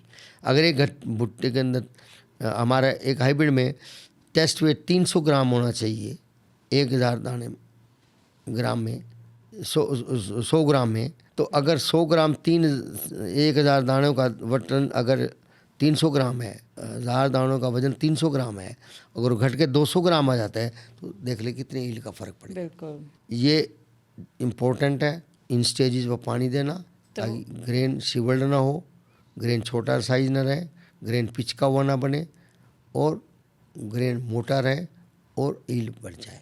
सो अगर हम शुरू से शुरू करें तो आपका सोइंग के समय आपने पानी की बात सोइंग से पानी 72 में पानी दिया, फिर आपने 6 to 8 लीड्स की। फिर 6 to 8 लीप पे दिया, फिर नी आई स्टेज पे दिया, ओके। फिर कंधे तक का दिया, उसके बाद टेस्ट लाने पर दिया और फिर 10 एक दिन के बाद दाना पड़ जाता है तब दिया, फिर ग्रेन मिल्क स्टेज पे तब दिया और एक ज़रूरत पड़ती है अगर माइल्ड चल रहा है तो एक पानी और दिया, ताकि आपका 7 से प्रैक्टिकली 6-7 पानी तो चाहिए हाँ। लाइट ही, बट ओनली एक मैंने सोइंग का तरीका नहीं पूछा आपने, वो इम्पोर्टेंट है। वो अब बात कर लेते हैं सोइंग, उसके ऊपर। जब हम सोइंग करते हैं किसान को एक बहुत ध्यान रखना है, सोइंग कोशिश करे रो सोइंग करे, रिज पर करता है या मैकेनाइज करता है, रिज पर करे। रिज पे करने का फ़ायदा क्या होता है, एक तो एक्सेस वाटर चला जाएगा, दूसरा ये plant to plant distance proper maintain होता है, रोड टू रोड डिस्टेंस भी प्रॉपरली मेंटेन होता है। तीसरा फ़ायदा ये होता है कि रिज सोइंग, रिज या लाइन ईस्ट वेस्ट डायरेक्शन में बढ़ाए। वेरी इंपॉर्टेंट है कि हमारी हवाएं चलती हैं ईस्ट वेस्ट में, जब ईस्ट वेस्ट में हवा पास हो जाएगी, जब हवा पास हो जाएगी तो क्या होगा कि क्रॉप लॉस नहीं होगी। गिरने के चांसेस। अगर नॉर्थ साउथ में लगाएंगे, हवाएं ईस्ट वेस्ट में चलेगी तो आपकी क्रॉप लॉस हो जाएगी। जब क्रॉप लॉस हो जाएगी तो यू नो द रिजल्ट, किसान कहते हैं हो क्रॉप तो गिर गई। ये direction of sowing is very important. So east to west में हमें सोइंग करनी, rowing row make the rows, जो आपके रो हैं वो east to west direction, east west direction में। लगने चाहिए। और सर्दियों के अंदर सदर्न साइड में मक्का लगाएं, अच्छा। क्योंकि most of the time sunlight southern side में रहती है, तो 2 सेंटीमीटर सॉइल का मॉइस्चर बढ़ जाता है और ग्रोथ फास्ट हो जाती है। ओह वाह, ये छोटी छोटी टेक्निकल चीज़ें हैं और लोग इस पे ध्यान भी नहीं आप देते। प्रैक्टिकल मैं बताता हूँ, हाँ। अगर एक नॉर्थ में लगाई है एक ने साउथ में लगाई है, आप देखेंगे नॉर्थ वाले की स्लो चल रही है और साउथ वाले की जल्दी बढ़ रही है, because of the direct sunlight जो आ रहा है उसको वहाँ पे, वो काफ़ी अच्छी वो चीज़ें हो जाती हैं। तो मॉइस्चर स्ट्रेस भी रहता है, इतना पानी हम दे रहे हैं मक्के नहीं को। मॉइस्चर स्ट्रेस जब ये देते हैं तो फिर मॉइस्चर स्ट्रेस नहीं रहता। नहीं रहता ना, क्योंकि नेचुरल जब हम पानी दे रहे हैं, मॉइस्चर स्ट्रेस तो रेन फेड क्रॉप में आता है, उसके अंदर या किसी किसान के पास अपनी टैंक बना रखे हैं तो पानी देता है, वो या ड्रिप इरिगेशन से बात करता है तो वो ड्रिप में पानी को मैनेज कर लेता है कि तो पानी ड्रिप वाला जाता है डायरेक्टली कंटेक्ट में रूट में जाता है। जब रूट्स में जाता है तो पानी की रिक्वायरमेंट भी घट जाती है और पानी और फिर फर्टिलाइजेशन भी कर सकता है, उसके अंदर यूरिया वगैरह भी उसके दे सकता है। Availability of nutrient also help and available water root system zone में जाएगा, पानी की रिक्वायरमेंट घट जाएगी और क्रॉप की ग्रोथ भी अच्छी हो जाएगी। आपने शुरुआत में एक बात की थी कि वीड्स ज़्यादा हार्मफुल हैं मेज़ की क्रॉप को एज़ कम्पेयर टू पेस्ट। तो अगर हम वीड्स की बात करते हैं तो वो कॉमन वीड्स क्या हैं जो आ रहे हैं, या उनकी कंट्रोल, जैसे आपने शुरू में बोला कि सीड ट्रीटमेंट करने से काफ़ी हद तक वो सीड ट्रीटमेंट वीड नहीं है, वो डिजीज एंड पेस्ट है, let us not confuse it. मगर डिजीज़ मैंने कहा था, डिजीज़ और insect and paste initial stage में तो सीड ट्रीटमेंट्स हो जाते हैं, लेकिन वीड्स का हमने कोई स्कोप नहीं किया। तो वीड्स को भी इमीडिएटली आफ्टर सोइंग हमको वीड के लिए एट्राजीन या सिमाजीन का स्प्रे करना है, ताकि साइमल्टेनियसली उनको भी ट्रीटमेंट मिल जाए, ताकि वीड बढ़ ही ना सकें। जैसे इनिशियली जब मैंने वीड्स को, जो कुछ वीड्स ब्रॉड लीव्स काफ़ी आते हैं, जनरली हमारे मक्का में ब्रॉड लीव्स काफ़ी होते हैं, और ब्रॉड लीव्स जो है ना कंट्रोल 60 आ गया, 60 मेन होती है। 60 जो है ना बहुत सीरियस पेस्ट है, वो आती रहती है, लेकिन 60 का कंट्रोल सबसे क्या है, एट्राजीन स्प्रे किया तो एकदम आपका स्प्रेस ख़त्म ही हो गया। उसके बाद भी हम कर सकते हैं एट्राजीन का स्प्रे 30 दिन के बाद, तो वो उसको फोटोसिंथेसिस को रोक लेगी और ग्रोथ रुक जाएगी, लेकिन वो इफ़ेक्टिव कम होती है, लेकिन प्री एमरजेंस इफ़ेक्टिव है। उसके बाद फिर कुछ और ब्रॉड लीव्स हैं जो, या नैरो लीव्स भी हैं, उनके लिए हम मोथा के बाद कुछ होता है सामक जैसे आ जाता है, और या कोलोया आ जाता है या कोई और दूधी आ जाती है, ये आपके लोडिस से कंट्रोल हो जाएंगे। तो 25-30 दिन के बाद लोडिस का स्प्रे कर देंगे तो वो फील्ड, अगर मोथा आ गया तो सैंपरा करो, अगर सैंपरा नहीं है तो मोथा की बजाय लोडिस कर दो। तो जिससे क्या होगा, आपका वीड्स कंट्रोल हो जाएंगे। तो इसलिए मैं कहता हूँ कि कुछ ही वीड्स के अंदर डिजीज और इंसेक्ट भी होते हैं, वो भी हमारी क्रॉप को माइग्रेट कर जाते हैं। विद द रिजल्ट क्या है, तो फिर वीड्स इंसेक्ट भी जाते हैं, डिजीज भी आती हैं और लाइन शेयर न्यूट्रिएंट लेते हैं, और कई वीड्स ऐसे ऊपर बढ़ जाते हैं वो मेज की ग्रोथ को भी सप्रेस कर देते हैं और मेज को लाइट भी लेते हैं, फोटोसिंथेसिस को इफेक्ट करते हैं, रूट डेवलपमेंट को इफेक्ट करते हैं और न्यूट्रिशन भी लेते हैं, मॉइस्चर का भी शेयर लेते हैं। तो इसलिए वीड्स आर, इसलिए मैं कहता हूँ मोर सीरियस देन द पेस्टेंट। तो हमारे किसानों को अगर हमें बताना हो, एक नटशेल आम भाषा में समराइज करना हो कि वो वीड्स का ट्रीटमेंट या कैसे उनको वीड्स के लिए उन्हें कैसे मैनेज करना है फील्ड, तो वो एक जो आपने अभी बताया ब्लैंकेट रिकमेंडेशन उनको दो। Blanket recommendation that atrazine spray immediately after sowing, but there must be moisture in the soil. Soil के अंदर मॉइस्चर होना चाहिए और एकदम एट्राजिन का स्प्रे कर दे। अगर नहीं कर सकता किसी हालत से तो पहले पानी के बाद, जैसे पहला पानी लगाए तो पहले पानी लगाएगा तो उसके पैर टिकने लगें ज़मीन पर तब स्प्रे करे, और पैरों को दवाई पर उसके पैर नहीं टिकने चाहिए और हवा की डायरेक्शन में जाए, ताकि उसका जो वीड एट्राजिन स्प्रे से आपका साथी और काफ़ी ब्रॉड लीव्स कंट्रोल हो जाएंगे। और दूसरा स्प्रे करे तब वो लोडिस का स्प्रे करे, अगर और कुछ बचे हुए हैं ब्रॉड लीव्स हैं या सावा का है ये है तो लोडिस स्प्रे हो जाएंगे।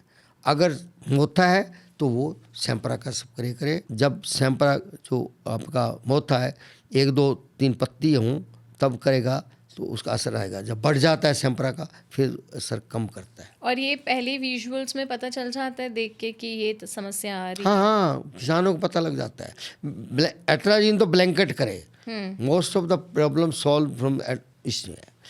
फिर मोथा कई बार आता है वो कंट्रोल नहीं हो पाता, खुदाई करने से भी बार बार होता रहता है, फिर सैंपरा is the best solution for. Okay, वो हटता ही नहीं हो। एक बार कटाई की, कई बार हम लेबर भी लगाते हैं, ऊपर से काट देते हैं और फिर स्प्राउट हो जाता है, with in 3-4 day again sprout. तो उसके लिए तो सैंपरा है। एंड पेस्ट, ये जो काफ़ी सारे कॉमन पेस्ट देखो स्टेम बोरर आता था तो स्टेम बोरर का बड़ा सोल्यूशन हो गया है with a single cross hybrid. It was a weak pest, it continue. और दूसरा शूट फ्लाई आता था, इमिडाक्लोरप्रिड से हमने इसका वो कर दिया है। और तीसरा फाल आर्मी है, फ्रंटा जो है वो है।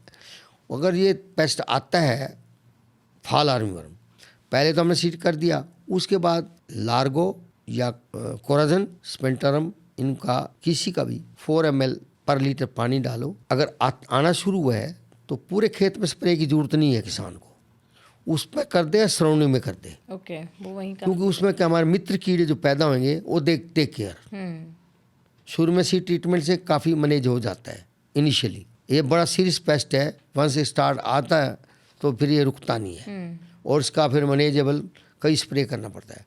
या फेरोमोन ट्रैप लगा सकते हैं चारों तरफ, 1 एकड़ में 4-5 लगा दो, जो एडल्ट पॉपुलेशन को अट्रैक्ट कर लेगा ताकि ब्रीडिंग स्टॉप हो जाएगा, तो उसका इनाकुलम कम हो जाएगा। लेकिन बेस्ट तरीका ये है कि सीड ट्रीटमेंट करेगा, उसके बाद आपका नीम के कर सकता है 15-20 दिन के बाद तो। लेकिन बेस्ट ये है कि सर्जिकल स्प्रे करे बजाय कि पूरे खेत में करे, जिससे कि आपका ज़्यादा दवाई भी नहीं खर्चनी पड़ेगी, लेबर भी बचेगी, किसान को इसका मित्र जीव आएंगे उनसे फ़ायदा हो जाएगा, उसका जो सेल्फ मैनेज हो जाएगा। एंड डिजीज़ के बारे में अगर हम बात करें, डिजीज़ तो मैडम मैनेजेबल है मेज के अंदर, क्योंकि TLB आती है, MLB भी आती है, रस्ट भी आती है, डाउनी मिल्ड्यू भी आती है और स्टॉक रोट आती है। ये 4-5 मेजर डिजीज़ आती हैं।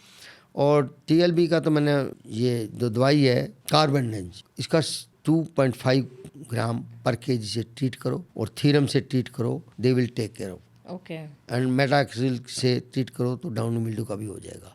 इनको ट्रीट करके लगा दो, उसके बाद स्टॉक रोट का भी मैनेज हो जाएगा इससे, कार्बेंडेंज। लेकिन उसके बाद क्या है, इशू क्या है, मेन इज प्लांट पॉपुलेशन। हमारे किसान क्या करते हैं कि ये मिथ बना हुआ है कि हाई प्लांट डेंसिटी जो है ना, हाई प्लांट पॉपुलेशन जो है ना, ईल्ड ज़्यादा देती। ये गलत है, बल्कि ये सबसे बड़े डिजीज़ और इंसेक्ट का शेल्टर है। ऑफ कोर्स नेचुरल सी बात होगी वो। अब इंसेक्ट और डिजीज सफोकेशन क्रिएट होएगी, इन्वायरमेंट टेम्परेचर बढ़ेगा, ह्यूमिडिटी बढ़ेगी तो डिजीज़ आएगी, और क्राउडेड पॉपुलेशन होगी तो इंसेक्ट जो है ना शेल्टरिंग मिलेगी। तीसरा ये लाइट को भी चेक करते हैं और रेडिएशन मिलेगा, एरेशन नहीं मिलेगा। आपके फोटोसिंथेसिस को भी चेक करते हैं, लाइट कम होएगी। क्राउडिंग होने से क्या होगा, तो आपका जो स्टाक रोट आती है फिर, और स्टाक रोट से क्या होगा, एक तो प्री फ्लावरिंग स्टाक रोट है, एक पोस्ट फ्लावरिंग स्टाक रोट है। Okay. Pre flowering stalk rot अगर ट्रीटमेंट कर दिया तो उससे मैनेज हो जाएगा, और वाटर लॉक कंडीशन आएगी तो आपका जो है ना पोस्ट फ्लावरिंग स्टाक रोट जाता है। जब वाटर लॉक कंडीशन आएगी, इसलिए हम कहते हैं maize should not be planted in low lying field. Oh हाँ, मतलब ठीक है ना, ये जस्टिफाई कर रहा है बात। लो लाइंग फील्ड में नहीं करना चाहिए। दूसरा यह कि एक्सेसिव वाटर नहीं देना, और अननेसेसरी नाइट्रोजन भी नहीं देना। Too much adding nitrogen, avoiding excessive nitrogen, avoiding excessive irrigation. जब नाइट्रोजन ज़्यादा देंगे तो पानी भी आपको बार बार देना पड़ेगा, ज़्यादा देना पड़ेगा। और वाटर लॉक कंडीशन नहीं क्रिएट होने देनी। लो लाइंग फील्ड में मक्का नहीं लगाना, high density of plant population लगानी, तो आपका स्टॉक रोट मैनेज हो जाता है। कोई अदरवाइज इसके लिए कोई दवाई है तो वो इफेक्टिव नहीं है, ड्रेंचिंग करनी पड़ती है, it is not effective. Unnecessary cost of cultivation increase होती है। वार्निंग सिग्नल है कोई जो देख के समझ में आ जाए कि ये डिजीज? वार्निंग सिग्नल तो कुछ नहीं है, यही है कि किसान को वार्निंग एडवांस में करना पड़ता है कि have a proper plant population, proper nutrition, proper drainage. These are the few points help the crop to avoid stalk rot. And maize में पॉलिनेशन का बहुत बड़ा कंसर्न है। पॉलिनेशन मैडम ऐसा होता है, some time pollination depending on sowing time. Okay. आपने sowing दिया, flowering should not come face any kind of stress, neither high temperature no low temperature. अब मेज क्या है, maize thrive well, germination 21 centigrade temperature होता है ना, mean बहुत अच्छा होता है। बिलो 10 डिग्री टेम्परेचर चला जाता है तो मेज का जर्मिनेशन इशू आता है। 38 डिग्री सेंटीग्रेड टेम्परेचर चल जाता है तो मेज में क्या इशू आता है कि प्लांट जो है ना स्ट्रगलिंग स्टार्ट हो जाती है। बिलो 15 डिग्री पॉलिनेशन भी है, अगर बिलो 15 डिग्री है तो पॉलिनेशन प्रॉब्लम हो जाती है मेज में। 38 डिग्री एक्सीड करता है तो भी टेसल के ऊपर इफेक्ट करता है, टेसल फायर हो जाता है। और बिलो डिग्री टेम्परेचर होता है तो टेसल की जो अंतर है हमारा, उनके अंदर मोटिलिटी हो जाती है। These are the abnormal cases. Then when we do the sowing in this way, they coincide with this situation. जैसे हम बिहार के अंदर क्या हुआ था, लगाते जब रेन्स नहीं होती तो दे इन द एंड अर्ली अक्टूबर में आते हैं, हमारा पोलिनेशन लो टेम्परेचर में आता है, जनवरी एंड में आ जाता है कई बार। तो जनवरी में टेम्परेचर बड़ा लो होता है तो आपके भुट्टे लगे हुए हैं अच्छे, प्लांट बहुत अच्छा है, और एक एक जगह 4-4 भुट्टे निकल आते हैं। This is called term not a proliferation, proliferation. ये प्रोलिफरेशन हो जाता है क्योंकि मेन कोब में भुट्टा नहीं बना तो साइड से प्लांट के अंदर न्यूट्रिशन है, न्यूट्रिशन होने के कारण वो भुट्टे निकल आते हैं। तो ये पोलिनेशन का इफेक्ट है। तो any kind of stress at the time of flowering, whether high temperature, low temperature, drought, silk is less sensitive than the tassel. जो फ्लावरिंग स्टेज बहुत ही प्राइम स्टेज हो गई जिसका ध्यान देना। 95% yield losses when there is no moisture at the time of flowering. Okay. You lose the crop. आपके पास सब कुछ हो गया, अगर फ्लावरिंग पर आपके पास मॉइस्चर स्ट्रेस है ना तो टेसल फायर हो जाएगा। तो yield losses can be up to 95 to 96% only at this stage. तो क्या करे फार्मर इसके लिए? So he should be careful that he must get the water or he should not allow the crop to face this kind of stress. तो अगर उसका पानी है तो उसको बचा कर रखना चाहिए, एक पानी फ्लावरिंग पर दे दे। नहीं, वेरी वेरी बहुत अच्छी चीज़ है ये। आई थिंक ये एक ईल्ड लॉस को बचाने का एक बहुत अच्छा ये तो पूरी लॉस है। Then only left fodder he can graze to the cattle. ये एक चीज़ है। इंटरक्रॉपिंग एंड क्रॉप रोटेशन का कॉन्सेप्ट जो मेज़ में हम बात करते हैं या हम बोलते हैं कि प्रमोट होना चाहिए, उसके बारे में आप बताएं, आपका एक्सपीरियंस या एक्सपर्टीज़ क्या है? इंटरक्रॉपिंग देखिए मैडम, डिफरेंट क्रॉप्स के साथ हो सकता है मेज़ का, पल्सेस के साथ होता है, वेजिटेबल के साथ होता है, डिफरेंट सीजन में हो सकता है. Now if you talk of winter, very good vegetables are there, right. But you have to manage row to row distance. जो रो टू रो जो लेंथ होगा 75 सेंटीमीटर को, रो का जो विड्थ होगी 75 सेंटीमीटर, उसका 60 होता ना, इसका 75 होगा. तो सदर्न साइड में आप मेज लगाएंगे, नॉर्थ साइड में you can take potato, you can take pea, you can take sem ridge पर, okay. You can take methi, dhaniya, palak, shalgam, cabbage, cauliflower, knolkhol, broccoli, glads, ये सब लगा सकते लगा हैं सकते मेज़ हैं. के साथ. और नॉर्थ साइड में विंटर. और लेकिन एक ध्यान रखना पड़ेगा, जब इंटरक्रॉप लगाते हैं तो इंटरक्रॉप के अंदर दोनों क्रॉप का न्यूट्रिशन देना पड़ेगा आपको. जो recommended dose of nutrition of मेज का भी देना पड़ेगा, रिकमेंडेड डोज ऑफ द उसका भी. तीसरा, जो इंटरक्रॉप होगी वो शॉर्ट ड्यूरेशन की होनी चाहिए ओके. मेजर क्रॉप से. शॉर्ट दो रिक्वायरमेंट है, short duration number 1, number 2 nutrient of that crop has to be given. Then weed management important है. Weed management has to be manual. कुछ केमिकल इफेक्ट करते हैं, हाँ, तो मैनुअल. मैनुअल. ये छोटे किसानों के लिए बहुत अच्छा है. They can increase their income, they can use their own labour, अपना काम कर सकते हैं और अपना इनकम भी बढ़ा सकते हैं.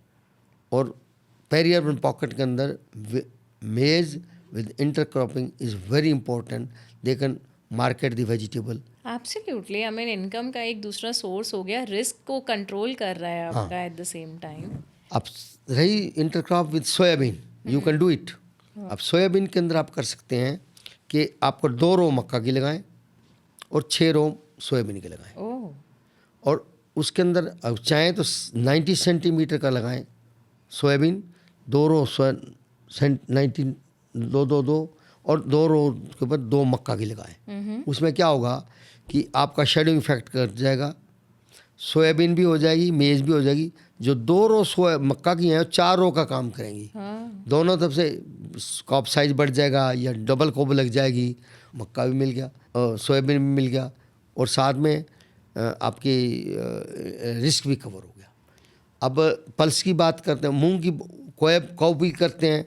जहाँ कौपी लगाते थे हम एज ए फोल्डर, तो हम यूज़ कर सकते हैं, राइट. No issue. 75 सेंटीमीटर वाले में फोल्डर के लिए कौपी. बट अगर आप पीस लेना है तो उसके लिए भी प्रैक्टिस वही करनी पड़ेगी. मूंग के लिए वही करनी पड़ेगी, उड़द के लिए वही करनी पड़ेगी. ये तो है.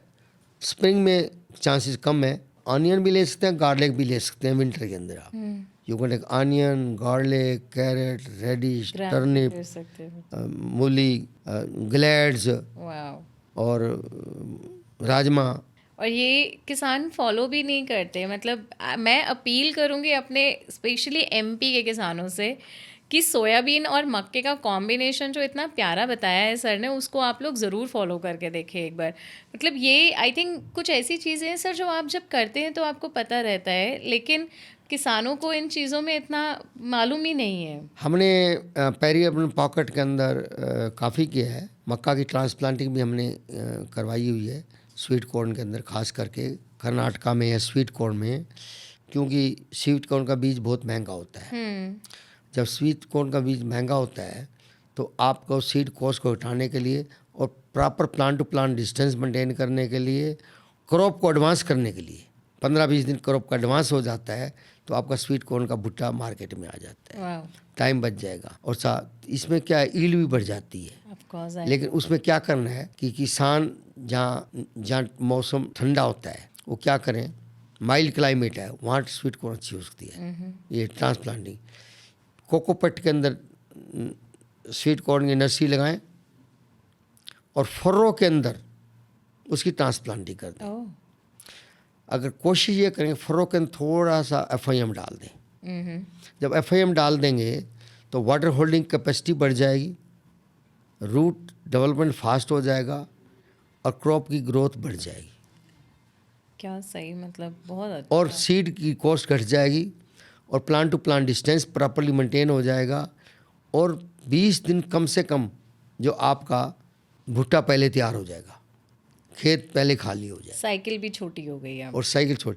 और इसलिए कि स्वीट कॉर्न के अगर जो बगल कर्नाटका में मैं जब एक बार गया तो कर्नाटका के लोग, मैंने कहा तुम तो रात का टेम्परेचर 19 रहता है, दिन का 20 30 28 26 27 28 है, 30 से भी कम है। आपका तो क्लाइमेट अमेरिका से भी अच्छा है। स्वीट कॉर्न को आप ऐसे लगाओ तो दे स्टार्टेड स्वीट कॉर्न को, कोकोपट तुम्हारे यहाँ होता है, नारियल यहाँ होता है, तुमको बाहर से भी नहीं लाना पड़ता।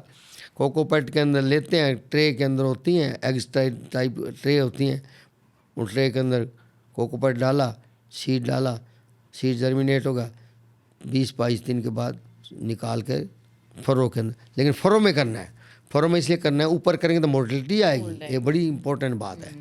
ऊपर करेंगे तो मोर्टेलिटी आएगी, फरो के अंदर फिर लाइट, पहले लाइट इरिगेशन दे दो, फिर फॉलोड बाय फिर light irrigation, just light irrigation, ताकि पानी रूट तक जाए, ऊपर नहीं, मॉइस्ट बना रहे, मॉइस्ट बनाए बस। उसके बाद भूल जाओ, मक्की अपने आप बढ़नी शुरू हो जाएगी। आपको सर वो मेज के किंग का टाइटल ऐसे ही नहीं दिया गया है, आपकी नॉलेज उस चीज़ और को बता रही है। ऐसे हमने जो बेबी कॉर्न के किसान थे, तो बेबी कॉर्न के किसान जब हमने देखा इंडिया में जो स्टार्ट किया है किसी किसान ने, तो देखा इतने मोटे मोटे गुल्ले होते थे। मैंने कहा ये तो बेबी कॉर्न नहीं है भैया। तो मैंने एक हाइब्रिड डेवलप किया HM4, विच इज जो बेबी कॉर्न उसका जाता था कैसे ब्रांड नेम था उसका। ओके। मार्केट में HM4 आ गया तो उसका 10 रुपये किलो प्रीमियम बढ़ जाता था। ओह वाह। और उसकी हमने ट्रेनिंग दी फार्मर को, 30 से 40 ट्रेनिंग दी। तो किसान क्या कहते थे, सीड कंपनी के लोग बहुत ज़्यादा बताते थे। थाईलैंड में मैं गया तो उनको भी बताया। तो क्या है कि हमने कहा भाई इसको बेबी कॉर्न को 60 सेंटीमीटर पर लगाओ, बजाय 45 या 35 सेंटीमीटर के। 60 पे लगाओ तो मूवमेंट होगी। और पिकिंग के अंदर आपकी जो है ना बेबी कॉर्न अगर एक लगती है तो 3 लगनी शुरू हो जाएंगी। पहले नीचे की इंटरनोड, फिर ऊपर की इंटरनोड, ऐसे ऐसे बढ़ती जाएगी तो 3 लगेंगी। तो जिससे क्या होगा कि आपकी ईल्ड बढ़ जाएगी, सीड कॉस्ट घट जाएगी और quality of baby corn improve हो जाएगी। इम्प्रूव हो गए वो। जिससे उधर के लोग, जो थाईलैंड के लोगों को, वो 45 सेंटीमीटर पर लगाते थे, खेत में घुस नहीं सकते थे। बेबी कॉर्न एक बेबी कॉर्न तोड़ा फिर काटते रहते थे। लॉस है ये तो उसमें मैंने कहा क्यों कंपनी जो क्या करती है, सीड भी देती है, न्यूट्रिशन भी देती है, बाई बैक भी करती है, तो मल्टीपल बिजनेस है ना उनका। वो बाद में कहने लगे तो बहुत अच्छा है सर, 60 पर हमारा बेबी की क्वालिटी इंप्रूव हो गई है, सीड रेट भी घट गया है और सीड कॉस्ट भी घट गई है और क्वालिटी ऑफ बेबी कॉर्न भी अच्छा आने लगा। अब थाईलैंड इज द कंट्री चूँकि वर्ल्ड के सबसे ज़्यादा कंट्री को एक्सपोर्ट करता है। अब तो हम इंडिया भी एक्सपोर्टर है, we are exporter of baby corn. तो हमने यहाँ की फिर मित्तल का लुधियाना में करवाया। अब बेंगलोर से बहुत हो रहा है बेबी कॉर्न, मध्य प्रदेश में भी हो रही है बेबी कॉर्न, स्वीट कॉर्न। और स्वीट कॉर्न भी ऐसे, स्वीट कॉर्न के लिए भी टेक्नोलॉजी है, डिस्टेंस प्रॉपर होगा, साइज़ अच्छा आएगा और बेबी कॉर्न के लिए भी साइज़ अच्छा होगा आएगा। और स्वीट कॉर्न की आप 3 से 4 फसल ले सकते, 3 फसल तो मिनिमम ले ही सकते हैं। बेबी कॉर्न भी 3 फसल ले सकते हैं। आपका खेत जल्दी खाली हो गया और साथ में चारा, लाइव स्टॉक इंडस्ट्री को प्रमोट होगा। राइट। एक हार्वेस्टिंग का राइट वे है कि आपको कैसे पहचान लगेगी कि हार्वेस्टिंग का समय आ गया है? देखिए हार्वेस्टिंग मैडम 2 तरीके हैं। आजकल के अंदर अवेयरनेस ये बहुत ज़रूरी है कि हार्वेस्टिंग के कारण अफ्लाटॉक्सिन आ जाता है and that is the issue. Farmer harvest the maize with high moisture infested with aflatoxin, दोनों से होती है। जो अनफेस्टेड अल्फाटॉक्सिन भी होती है, हाई मॉइस्चर होता है, तो मंडी में जाता है तो उसका भाव भी नहीं मिलता और हर आदमी नखरा तो करेगा, क्वालिटी का है। पोल्ट्री वाला पोल्ट्री सफ़र करेगी, स्टार्च वाले की स्टार्च की क्वालिटी ख़राब हो जाएगी, इथेनॉल का DDGS ख़राब हो जाएगा। तो और कंज्यूमर के लिए क्वालिटी नहीं होगा और एनिमल फीड का भी ठीक नहीं होगा। हम ये कहते हैं कि हार्वेस्टिंग 2 तरीके से है, मैनुअल है या कंबाइन है। दूसरा ये इमेच्योर हार्वेस्ट में ईल्ड लॉस भी होता है। मेरा एक्चुअली सवाल आपसे यही है कि अर्ली हार्वेस्ट का या लेट हार्वेस्ट का इम्पैक्ट, ईल्ड लॉस भी होता है। क्यों ईल्ड लॉस होता है? जो ऊपर का दाना है वो पूरा नहीं डेवलप हो पाता। हमने देखा नीचे दबा के देखा, सूख गया, ओके फाइन। ऊपर का देखो आप कि मेज की पॉलिनेशन डाउन से ऊपर नीचे से ऊपर ऊपर जाती है, है। हाँ। नीचे से ऊपर जब जाती है तो ऊपर का दाना सबसे बाद में बनेगा, सबसे बाद में मैच्योर होगा, और वही अफ्लाटॉक्सिन का काज होते हैं। वो गिल्ला होता है, वो गिल्ला दाना जाता है शेलिंग के टाइम, वो गिल्ले दाने के कारण मॉइस्चर बढ़ जाता है ग्रेन का, और उसके कारण ही अफ्लाटॉक्सिन डेवलप होता है। High humidity, high temperature, and जो सोर्स ऑफ इनाकुलम फील्ड से है, इसलिए किसान को चाहिए ऊपर का दाना तोड़ के देखे, ना कि नीचे का। अगर ऊपर के दाने में कड़क की आवाज़ आती है तो कटाई कर ले। ओके। और दूसरा कंबाइंड हार्वेस्टिंग, हर आदमी किसान तो मॉइस्चर मीटर तो लेकर नहीं चलता ना, तो बस थोड़ा कड़क की आवाज़ आए, अब दाना सूख गया, अब कटाई कर ले। ये है तो देसी तरीका यही है। एक पहले कहते थे ब्लैक लेयर पर, ब्लैक लेयर पर काटते थे, इसलिए काटते थे खेत जल्दी खाली होना, that is called physiological maturity. Okay. लेकिन अब फिजियोलॉजिकल मेच्योरिटी का ज़माना नहीं है, अब तो अवेकनेस का ज़माना है। क्यों? हर पोल्ट्री फार्मर भी अफ्लाटॉक्सिन फ्री कॉर्न चाहता है, स्टार्च वाला अफ्लाटॉक्सिन, इथेनॉल वाले क्योंकि उसको अपने बाई प्रोडक्ट को भी तो बेचना है ना। तो कंबाइन वाले तो 14-15% पर 15-16% भी कर सकते हैं। मैनुअल वाले 18-20 पर करें तो तोड़ के सुखाएं, भुट्टों को सुखाएं तो 18% 20, तो उसमें एक दो जब 16-17 पर आ जाए तो अपना शेलर कर दे, और कंबाइन वाला 16-17 पर करेगा तो उसकी through the process of harvesting 1-2% वैसे घट जाएगा। तो अभी हमारा एफ्लाटॉक्सिन कंट्रोल करने का तरीका अगर आपकी भाषा यही में है, यही है, only field management, harvesting management is the only way to get rid of the aflatoxin. And ये जो पोस्ट हार्वेस्ट की जो स्टोरेज की अगर हम बात करें कि अब हार्वेस्ट भी कर लिया तो अब स्टोरेज कैसे करनी है, what is the right? India में मैडम अब वेयर हाउस बनने लग गए हैं। Now we are getting lot of warehouses. जब से ये इथेनॉल इंडस्ट्री का स्कोप आया है तो उस टाइम तो वेयर हाउसिंग आपने 2 तरीके हैं स्टोरेज के अंदर। एक तो आपने लंबे समय तक रखनी है, एक रखना है कि टेम्परेरी। तो 14% वाली थोड़े दिन के रखती हो, ज़्यादा समय तक तो आपको 12% मॉइस्चर तक सुखाना पड़ेगा। सीड के लिए हम 8 से 10% मॉइस्चर रखते हैं, सीड है तो 8-10%, लंबे टाइम तक मेज रखने तो 12%, और थोड़े समय के लिए रखने तो 14% तक मक्की को सुखाओ और स्टोर करो। ओके। तो कोई प्रॉब्लम नहीं आएगी। एंड बेटर प्राइसिंग की अगर बात करें, क्योंकि आज मक्का is just not a crop, वो आज पैसों के व्यू पॉइंट पे भी देखें तो बहुत अच्छी एक कैश क्रॉप की तरह लोग देखने लगे हैं। मैडम ये तो मेरा 25-30 साल का जो मार्केट का लिंक बताता हूँ, maize production harvesting to marketing linking. दोस्त फार्मर जो बड़े फार्मर हैं उनको तो ये मैनेज हो जाता है, पर छोटे फार्मर के लिए ये समस्या है।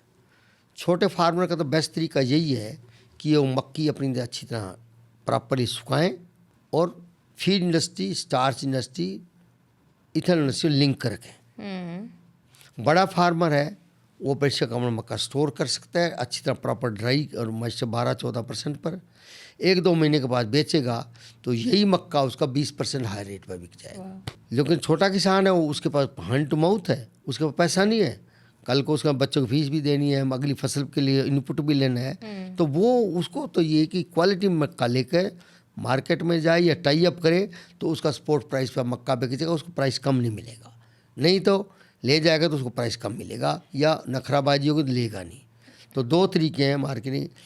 बड़े फार्मर देकर manage it can higher 15 to 20% higher price. Small छोटे farmer maintain the quality, take लेकर जाएं, उनके दुकान घर पे ही आ जाएंगे।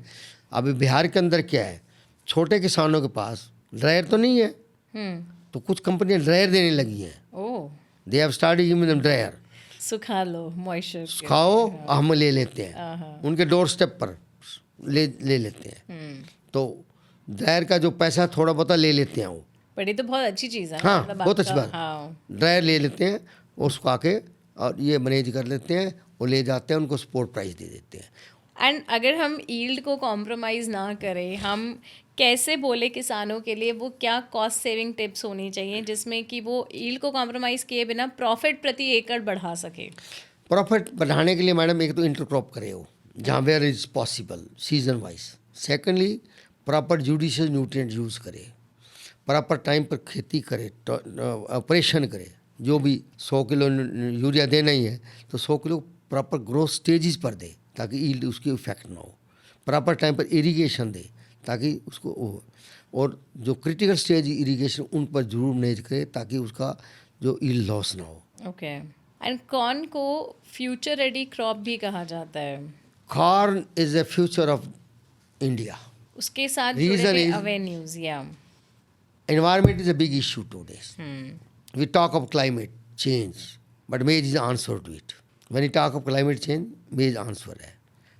Pollution, maize is answer to it. maize ऐसी प्लांट है जो ऑक्सीजन रिलीज करती है। C4 प्लांट है। राइस व्हीट से आपकी मीथेन गैस प्रोड्यूस होती है, राइस से। मेज से होती है तो बहुत लो होती है, वेरी लेस होती है, बट ऑक्सीजन रिलीज करती है, अब्जॉर्व करती है। चौथी बात है कि वाटर सेविंग क्रॉप है। हमारा ग्राउंड वाटर डिप्लीट हो रहा है।